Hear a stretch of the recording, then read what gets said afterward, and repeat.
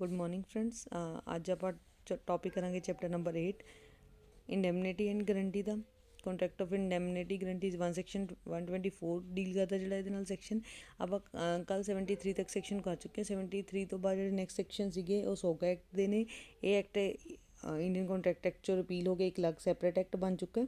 ਤਾਂ ਉਹਦੇ ਵਿੱਚ ਜਦੋਂ ਆਪਾਂ sales of good act the chapter ਕਰਾਂਗੇ ਤਾਂ ਉਸ ਟਾਈਮ ਇਹਨੂੰ ਕਵਰ ਅਪ ਕਰ ਲਾਂਗੇ। ਹੁਣ ਨੈਕਸਟ ਚੈਪਟਰ ਜਿਹੜਾ ਹੈਗਾ 124 ਹੈ ਇੰਡੈਮਨਿਟੀ ਦਾ। ਇੰਡੀਅਨ ਕੰਟਰੈਕਟ ਐਕਟ ਦੇ ਵਿੱਚ ਇੰਡੈਮਨਿਟੀ ਦਾ ਕੀ ਮਤਲਬ ਹੈ ਕਿ ਜਦੋਂ ਕੋਈ ਪਰਸਨ ਇਸ਼ੋਰ ਕਰਦਾ ਕਿ ਅਗਰ ਲੈਟਸ ਸਪੋਜ਼ ਤੁਹਾਨੂੰ ਕੋਈ ਲੋਸ ਸਫਰ ਹੋਊਗਾ, ਉਹਦੀ ਜਿਹੜੀ ਕੰਸੀਕੁਐਂਸੀ ਹੈ ਕੰਪਨਸੇਸ਼ਨ ਹੈ ਤੁਹਾਨੂੰ ਪੇ ਆਫ ਕੀਤੀ ਜਾਏਗੀ। ਇਹਦੇ ਵਿੱਚ ਜਿਹੜਾ ਮੇਨ ਕੰਟਰੈਕਟ ਆਉਂਦਾ ਉਹ ਇੰਸ਼ੋਰੈਂਸ ਦਾ ਆਉਂਦਾ। ਉਹਦੇ ਵਿੱਚ ਹੀ ਡੈਮਨੀਫਾਇਰ ਔਰ ਡੈਮਨੀਫਾਈਡ ਦਾ ਕੰਸੈਪਟ ਆ ਜਾਂਦਾ। ਜਦੋਂ ਲੈਟਸ ਸਪੋਜ਼ ਇਹ ਨਾਮ ਦੇ ਪਰਸਨ ਨੇ ਇੱਕ ਇੰਸ਼ੋਰੈਂਸ ਦੇ ਕੰਟਰੈਕਟ ਦੇ ਵਿੱਚ ਐਂਟਰ ਕੀਤਾ, ਫਾਇਰ ਇੰਸ਼ੋਰੈਂਸ ਉਹਨੇ ਪਰਚੇਜ਼ ਕਰ ਲਈ ਕਿ ਉਹਦੀ ਫੈਕਟਰੀ ਸੀ, ਉਹਨੇ ਫਾਇਰ ਇੰਸ਼ੋਰੈਂਸ ਪਰਚੇਜ਼ ਕਰ ਲਈ। ਦੈਨ ਕੁਛ ਟਾਈਮ ਬਾਅਦ ਫਾਇਰ ਬਰਨ ਆਊਟ ਹੋ ਜਾਂਦੀ ਔਰ ਉਹਦੀ ਫੈਕਟਰੀ ਜਿਹੜੀ ਹੈ ਟੋਟਲੀ ਖਤਮ ਹੋ ਜਾਂਦੀ ਹੈ। ਇੰਸ਼ੋਰੈਂਸ ਕੰਪਨੀ ਕੋਲੋਂ ਕਲੇਮ ਕਰਦਾ ਹੈ ਕਿ ਮੇਰੇ ਇੱਦਾਂ ਫਾਇਰ ਬਰਨ ਹੋ ਗਿਆ ਸੀਗਾ। After investigation of all the affair insurance company ਕੀ ਕਰਦੀ ਹੈ, ਕਲੇਮ ਅਲਾਓ ਕਰ ਦਿੰਦੀ ਹੈ। ਉਹ ਕੀ ਕਰਦੀ ਹੈ, ਇੰਡੈਮਨੀਫਾਈਡ ਦਾ ਲੋਸ, ਕਿ ਜੋ ਵੀ ਲੋਸ ਅੱਗ ਲੱਗਣ ਕਰਕੇ ਹੋਇਆ ਉਹ ਇੰਸ਼ੋਰੈਂਸ ਕੰਪਨੀ ਨੇ ਉਹਨੂੰ ਪੇ ਆਫ ਕੀਤਾ in respect to the premium what he had paid to the company. ਠੀਕ ਹੈ ਜੀ। ਹੁਣ ਜਿਹੜਾ ਗਿਵਨ ਐਗਜ਼ਾਮਪਲ ਹੈ ਇਹਦੇ ਵਿੱਚ ਆਪਾਂ ਉਹ ਦੇਖ ਲੈਂਦੇ ਹਾਂ। A contract to indemnify B against the consequences of any proceeding which may take against B in respect of a certain sum of 200 rupees. This is the contract of indemnity. A ਨੇ B ਨੂੰ promise ਕੀਤਾ ਕਿ ਅਗਰ ਉਹ ਕਿਸੇ ਵੀ ਤਰ੍ਹਾਂ ਦੇ ਕੰਸੀਕੁਐਂਸੀ ਕਿਸੇ ਵੀ ਤਰ੍ਹਾਂ ਦੀ ਪ੍ਰੋਸੀਡਿੰਗ ਤੋਂ ਉਹਨੂੰ ਮਿਲਣਗੇ ਤਾਂ ਉਹ ਬੀਅਰ ਕਰੇਗਾ। ਠੀਕ ਹੈ ਜੀ। ਹੁਣ ਇੰਡੈਮਨੀਫਾਇਰ ਦਾ ਇੰਡੈਮਨਿਟੀ ਹੋਲਡਰ ਦਾ ਰਾਈਟ ਕੀ ਹੈ? ਸਭ ਤੋਂ ਪਹਿਲਾਂ ਤਾਂ ਕੀ ਹੈ ਕਿ ਕਿਸੇ ਵੀ ਤਰ੍ਹਾਂ ਦਾ ਜਿਹੜਾ ਮਿਸ ਹੈਪਨਿੰਗ ਹੋਈ ਹੈ ਜਾਂ ਉਹਦੇ ਅਗੇਂਸਟ ਜਿਹੜਾ ਵੀ ਲੋਸ ਹੋਇਆ ਉਹਨੂੰ ਰਿਕਵਰ ਅਪ ਕੀਤਾ ਜਾ ਸਕੇ। ਔਰ ਜਿਹੜੀ ਵੀ ਕੋਸਟ ਇਸ ਕੰਟਰੈਕਟ ਨੂੰ ਕਰਨ ਦੇ ਵਿੱਚ ਜਾਂ ਬੀਅਰ ਕਰਨ ਦੇ ਵਿੱਚ ਆਉਂਦੀ ਹੈ ਉਹਨੂੰ ਕੀਤਾ ਜਾ ਸਕੇ। ਕਿਸੇ ਵੀ ਤਰ੍ਹਾਂ ਦੀ ਪ੍ਰੋਵੀਜ਼ਨ ਨੂੰ ਕੋਂਟਰਾਵੀਨ ਨਾ ਕੀਤਾ ਜਾਵੇ। True and fair fact disclose of ਕੀਤੇ ਜਾਣ। ਚਲੋ ਆਪਾਂ ਇੱਕ ਵਾਰੀ ਜਰਨਲੀ ਇਹਦੇ ਵਿੱਚ ਵੀ ਦੇਖ ਲੈਂਦੇ ਕੀ ਹੈ। all the damages which he may be compelled to pay in any suit in respect of any matter to which the promise is to be indemnify apply, ਕਿ ਜਿੱਥੇ ਇੰਡੈਮਨੀਫਾਈ ਦਾ ਪ੍ਰੋਮਿਸ ਅਪਲਾਈ ਹੋ ਰਿਹਾ ਉਹਦੇ ਵਿੱਚ ਜੋ ਵੀ ਲੋਸਿਸ ਆ ਰਹੇ ਕੰਪਨਸੇਸ਼ਨਸ ਆ ਰਹੀਆਂ ਉਹਨੂੰ ਪੇ ਆਫ ਕਰਨੀਆਂ ਪੈਣਗੀਆਂ। ਅਗਰ ਉਹਦੀ ਵਜ੍ਹਾ ਕਰਕੇ ਕੋਈ ਵੀ ਨੁਕਸਾਨ ਹੋ ਰਿਹਾ ਕੰਪਨਸੇਸ਼ਨ ਰਿਸੀਵ ਕਰ ਸਕਦਾ। ਹੁਣ ਜਿਹੜਾ ਨੈਕਸਟ ਟੌਪਿਕ ਹੈ ਉਹ ਹੈਗਾ ਕੰਟਰੈਕਟ ਆਫ ਗਰੰਟੀ ਔਰ ਸ਼ੋਰਟੀ ਔਰ ਪ੍ਰਿੰਸੀਪਲ ਡੈਟਰ। ਜਦੋਂ ਆਪਾਂ ਗਰੰਟੀ ਦਾ ਕੰਟਰੈਕਟ ਆਫ ਗਰੰਟੀ ਦੀ ਗੱਲ ਕਰਦੇ ਇਹਦੇ ਵਿੱਚ ਨੰਬਰ ਆਫ ਪਾਰਟੀਜ਼ 3 ਹੋ ਜਾਂਦੀਆਂ। ਇੱਕ ਪ੍ਰਿੰਸੀਪਲ ਡੈਟਰ ਹੋ ਜਾਂਦਾ, ਇੱਕ ਸ਼ੋਰਟੀ ਹੋ ਜਾਂਦਾ ਔਰ ਇੱਕ ਕ੍ਰੈਡੀਟਰ ਹੋ ਜਾਂਦਾ। ਜਿਹੜਾ ਕ੍ਰੈਡੀਟਰ ਆ ਉਹ ਲੋਨ ਲੈਂਡ ਕਰਦਾ ਕਿਹਨੂੰ, ਡੈਪਟਰ ਨੂੰ। ਅਤੇ ਸ਼ੋਰਟੀ ਕੀ ਹੈ ਕਿ ਇੱਕ ਅਸ਼ੋਰੈਂਸ ਦਿੰਦਾ ਕਿ ਲੈਟ ਸਪੋਜ਼ ਅਗਰ ਪ੍ਰਿੰਸੀਪਲ ਡੈਟਰ ਨੇ ਤੁਹਾਨੂੰ ਪੇਮੈਂਟ ਨਹੀਂ ਦਿੱਤੀ ਤਾਂ ਜਿਹੜਾ ਸ਼ੋਰਟੀ ਹੈ ਉਹ ਪ੍ਰਿੰਸੀਪਲ ਡੈਟਰ ਦੇ ਬਿਹਾਫ ਦੇ ਉੱਤੇ ਪੇਮੈਂਟ ਕਰੇਗਾ। ਹੁਣ ਕੰਸੀਡਰੇਸ਼ਨ ਆਫ ਗਰੰਟੀ, ਵੈਸੇ ਤਾਂ ਐਸ ਐਚ ਗਰੰਟੀ ਦੀ ਕੋਈ ਵੀ ਕੰਸੀਡਰੇਸ਼ਨ ਨਹੀਂ ਹੁੰਦੀ। ਅਗਰ ਲੈਟ ਸਪੋਜ਼ ਕੋਈ ਪਰਸਨ ਆਪਾਂ ਔਥੋਰਾਈਜ਼ ਕਰ ਰਹੇ ਕਿ ਤੁਸੀਂ ਮੇਰੇ ਬਿਹਾਫ 'ਤੇ ਗਰੰਟੀ ਲੈਣੀ ਹੈ ਜਾਂ ਕੁਛ, ਉਹਦੇ ਬਦਲੇ ਉਹਨੂੰ ਕੁਛ ਸਫੀਸ਼ੀਐਂਟ ਜਿਹੜੀ ਕੰਸੀਡਰੇਸ਼ਨ ਆਪਾਂ ਪੇ ਆਫ ਕਰ ਸਕਦੇ ਹਾਂ। ਇੱਕ ਵਾਰੀ ਆਪਾਂ ਇੱਕ ਐਗਜ਼ਾਮਪਲ ਦੇਖ ਲੈਂਦੇ ਹਾਂ ਜਿੰਨਾ ਕਲੀਅਰ ਹੋ ਜਾਏ। A sell and deliver the goods to B C afterward without consideration agree to pay for them in default of B. This consideration is void. This agreement is void. ਹੁਣ light suppose ਏ ਨੇ B ਨੂੰ goods deliver ਕਰਨੇ ਸੀ ਅਤੇ ਬਿਨਾਂ ਕਿਸੇ consideration ਤੋਂ agree to pay for them in default of B. B ਅਗਰ ਕਹਿੰਦਾ ਕਿ ਬੀ ਅਗਰ ਡਿਫੋਲਟ ਕਰ ਦੇਗਾ ਤਾਂ ਸੀ ਉਹਦੀ ਜਗ੍ਹਾ 'ਤੇ ਪੈਸੇ ਦੇਗਾ। ਕੰਟਰੈਕਟ ਵਰਡ ਹੈ, ਬਿਨਾਂ ਕੰਸੀਡਰੇਸ਼ਨ ਦਾ ਕੰਟਰੈਕਟ ਜਿਹੜਾ ਹੈਗਾ ਐਗਜ਼ਿਸਟ ਹੀ ਨਹੀਂ ਕਰਦਾ। ਹੁਣ ਜਿਹੜੀ ਲਾਇਬਿਲਿਟੀ ਆਫ ਸ਼ੋਰਟੀ ਇਹਦੇ ਵਿੱਚ ਇੱਕ ਬਹੁਤ ਮਤਲਬ ਜਿਹੜਾ ਫੇਮਸ ਪ੍ਰਿੰਸੀਪਲ ਹੈ ਉਹ ਯੂਜ਼ ਹੁੰਦਾ ਰਾਈਟ ਟੂ ਸਬਰੋਗੇਸ਼ਨ। ਸਬਰੋਗੇਸ਼ਨ ਦਾ ਮਤਲਬ ਹੁੰਦਾ ਰਾਈਟ ਟੂ ਸਬਰੋਗੇਸ਼ਨ। ਸਬਰੋਗੇਸ਼ਨ ਦਾ ਮਤਲਬ ਹੈ stepping in to the shoe of someone else. Let suppose A B C ਤਿੰਨ ਪਾਰਟੀਜ਼ ਨੇ।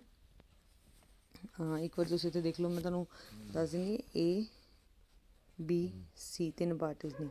ਇਹ ਹੋ ਗਈ ਸ਼ੋਰਿਟੀ, ਕ੍ਰੈਡੀਟਰ, ਇਹ ਹੋ ਗਿਆ ਡੈਟਰ। ਇਹਨੂੰ ਲੋਨ ਦਿੱਤਾ 5 ਲੱਖ ਦਾ। ਸੀ ਨੇ ਸ਼ੋਰਟੀ ਲਿੱਤੀ ਕਿ ਅਗਰ ਬੀ 2 years ਲੇਟਰ ਇਹ ਪੈਸੇ ਨਹੀਂ ਰਿਟਰਨ ਕਰੇਗਾ at the interest of 10% per annum I will be liable to ਪੇ।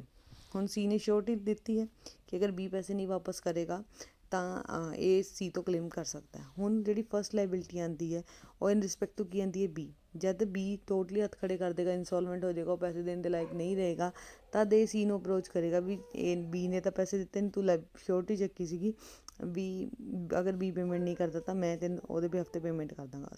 ਸੀ ਏ ਨੂੰ ਪੈਸੇ ਦੇ ਦਿੰਦਾ ਬੀਇੰਗ ਅ ਸ਼ੋਰਟੀ। ਠੀਕ ਹੈ ਜੀ। ਸੀ ਨੇ ਇਹਨੂੰ ਪੈਸੇ ਦਿੱਤੇ। ਹੁਣ ਸੀ ਦਾ ਰਾਈਟ ਜਨਰੇਟ ਹੋ ਗਿਆ ਕਿ ਉਹ ਬੀ ਤੋਂ 5 lakh at the rate of 10% for 2 annum 2 years claim ਕਰ ਸਕਦਾ, ਕਿਉਂਕਿ ਇਹਨੂੰ ਰਾਈਟ ਟੂ ਕੀ ਮਿਲ ਗਿਆ, ਸਬਰੋਗੇਸ਼ਨ। ਮਤਲਬ ਕਿ ਹੁਣ ਏ ਦਾ ਰੋਲ ਤਾਂ ਖਤਮ ਹੋ ਗਿਆ, ਜਿੱਦਾਂ ਹੀ ਸੀ ਨੇ ਇਹਨੂੰ ਪੈਸੇ ਦਿੱਤੇ ਇਹਦਾ ਰੋਲ ਖਤਮ ਹੋ ਗਿਆ। ਹੁਣ ਜਿਹੜੀ ਮੇਨ ਡੀਲਿੰਗ ਆ ਗਈ ਉਹ ਸੀ ਔਰ ਬੀ ਦੀ ਆ ਗਈ, ਮਤਲਬ ਕਿ ਸੀ ਸ਼ੋਰਟੀ ਤੋਂ ਸ਼ਿਫਟ ਹੋ ਗਿਆ ਕ੍ਰੈਡੀਟਰ ਤੇ ਬੀ ਸਟਿਲ ਡੈਟਰ ਰਿਹਾ।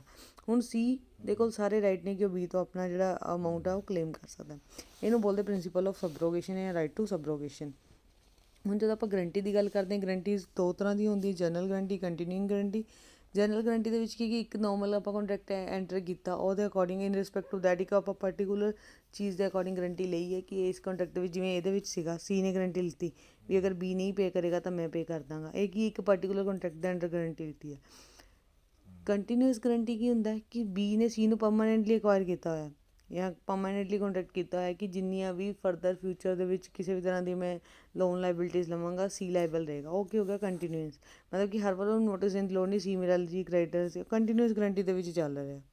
ਠੀਕ ਹੈ ਜੀ, ਜਿਹਦੇ ਵਿੱਚ ਸੀਰੀਜ਼ ਆਫ ਟ੍ਰਾਂਜੈਕਸ਼ਨ ਰਿਲੇਟਡ ਹੋਣਗੀਆਂ ਉਸ ਨੂੰ ਕੰਟੀਨਿਊਸ ਗਰੰਟੀ ਕਹਿੰਦੇ ਆ। ਉਸ ਕੇਸ ਦੇ ਵਿੱਚ ਜਿਹੜੀਆਂ ਵੀ ਲਾਇਬਿਲਿਟੀਜ਼ ਸੀ ਦੀਆਂ ਬੀ ਦੇ ਅਗੇਂਸਟ ਬਣਨਗੀਆਂ ਉਹ ਸਭ ਦੇ ਅਗੇਂਸਟ ਜਿਹੜਾ ਉਹਨੂੰ ਰਾਈਟ ਟੂ ਸਬਰੋਗੇਸ਼ਨ ਮਿਲੇਗਾ। ਅਗਰ ਲੈਟ ਸਪੋਜ਼ ਕਿਸੇ ਵੀ ਕੇਸ ਦੇ ਵਿੱਚ ਬੀ ਪੇਮੈਂਟ ਦੇ ਵਿੱਚ ਡਿਫੋਲਟ ਕਰਦਾ ਤਾਂ ਸੀ ਕੋਲ ਸਾਰੇ ਰਾਈਟਸ ਆ ਜਾਂਦੇ ਨੇ ਕਿ ਉਹ ਕਲੇਮ ਕਰ ਸਕਦਾ।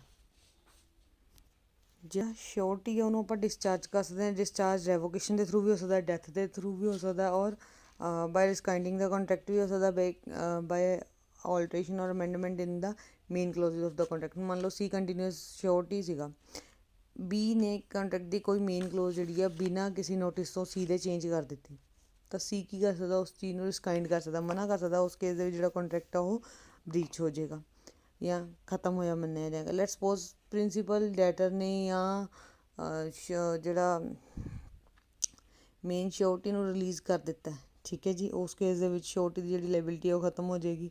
ਉਸ ਤੋਂ ਬਾਅਦ discharge of surety by variance in the term of ਇਹ ਚੀਜ਼ ਹੋ ਕਰਵਾ ਦਿੱਤੀ ਕਿ ਅਗਰ ਕੰਟਰੈਕਟ ਦੀ ਟਰਮ ਐਂਡ ਕੰਡੀਸ਼ਨ ਚੇਂਜ ਹੋ ਜਾਣਗੀਆਂ ਤਾਂ ਮੇਨ ਜਿਹੜੀਆਂ ਕੰਡੀਸ਼ਨਸ ਨੇ ਤਾਂ ਸ਼ੋਰਟੀ ਦੀ ਜਿਹੜੀ ਲਾਇਬਿਲਿਟੀ ਉਹ ਟੋਟਲੀ ਖਤਮ ਹੋ ਜਾਏਗੀ।